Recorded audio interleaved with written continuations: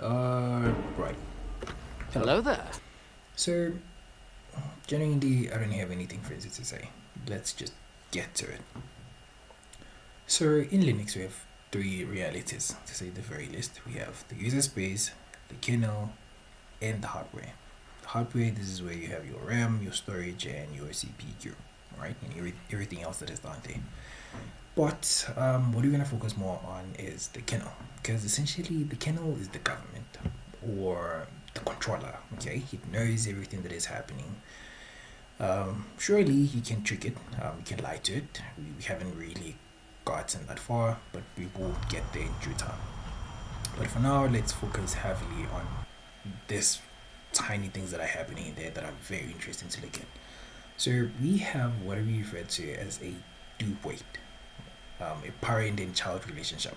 Okay, and it clears the example is essentially the browsers that I utilize, Firefox. So you open Firefox and then you open different tabs. That right there is a clear as day. We have a parent process and then we have a kit operating under it, or you could say an office and workers inside. So what happens is that the parent would say, "I'm waiting for the child to complete what they're doing so that I can proceed with what I need to do." And there are instances where the parent will say, "I listen, I'm waiting for the kid to do what they need to do, and I'll wait here."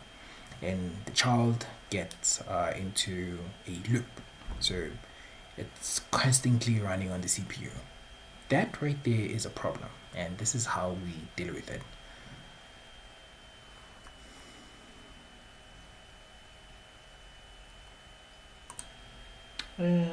So initially, I'm gonna create the trouble. Say Python do rate sandbox.py. What are we looking for? For a loop. Boom. All right. So now we have a loop going on, and we can confirm. Okay, so if that is the case, and then in this case, we need to find the process. So essentially what we need to do is we need to find the PID of the process, and then let's pgrep for Python. Those are only two processes that we have that are running under, right? And then we have Python do rate hunter.py. Boom. There we go. This right here tells us exactly what is happening. One, we have a process that is waiting on the child. Okay, great. What's the waiting channel? Do wait. So the parent saying, "Hey, listen, put me to sleep. I'll wait for the kids to finish what they're doing." And the child is literally just looping and running on the CPU. It's referred to as spinning. And then one direct child. We only have one child process in this case. And then what's the execution diagnosis action plan? Parent is waiting cleanly. Child is burning CPU. That's it right there, running.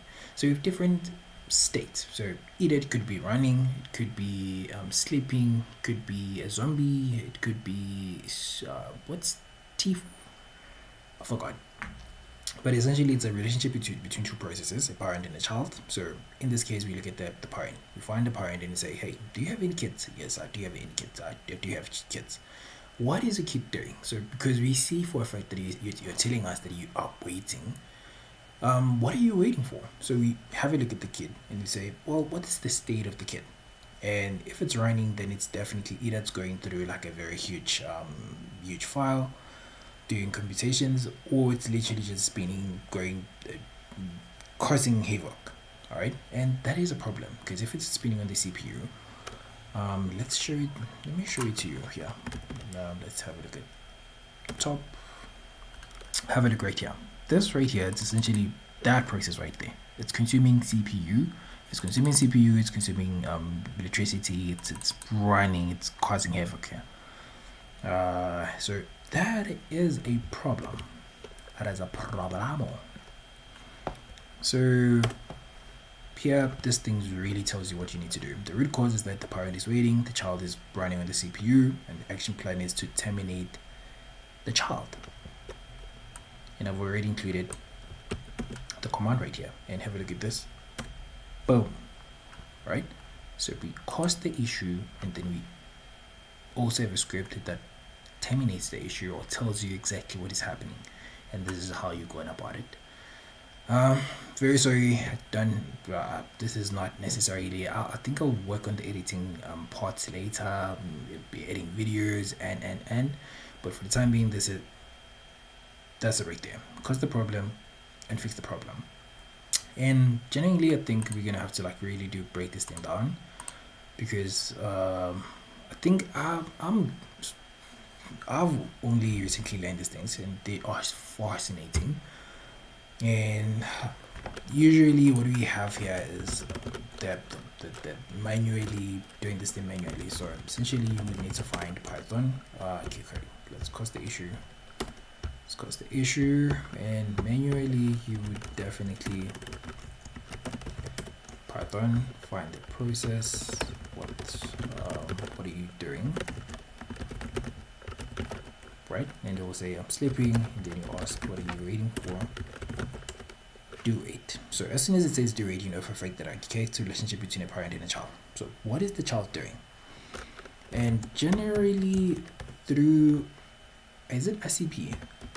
I would definitely try to find the pipe, and in this case it's a kernel life cycle, so there's really no pipe. What's an alternative way to finding processes that share PS3 minus? So if this is the parent, then do you have a child? Yes, I have a child. There we go. If that is the case, then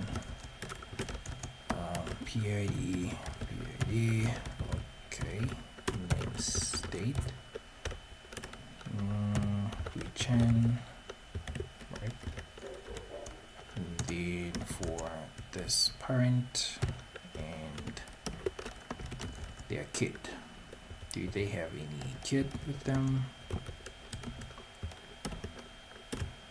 And this will answer the question. There you go. Manually, this is how you would go about it.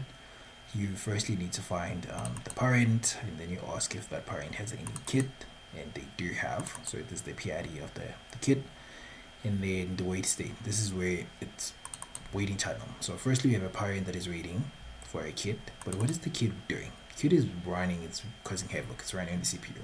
This is not acceptable, and we have already learned how to stop it.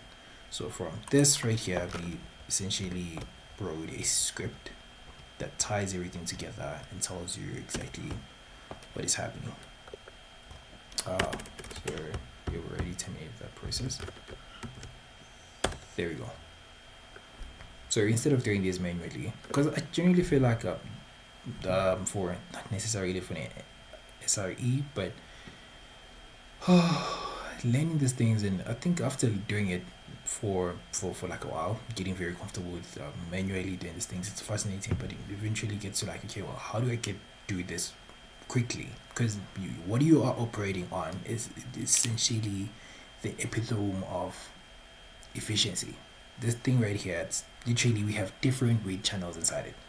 We have operations and everything that needs to run, but it has wait channels. Do wait, pipe wait, text wait. So there's literally queues. Is the process running or not? Or does this process need to run or not? No, it doesn't. So it needs to wait somewhere. Do wait. It's the parent relationship. Text is essentially threads fighting over a lock. There's a whole lot. Pipe, it's either the pipe is full, the pipe is empty.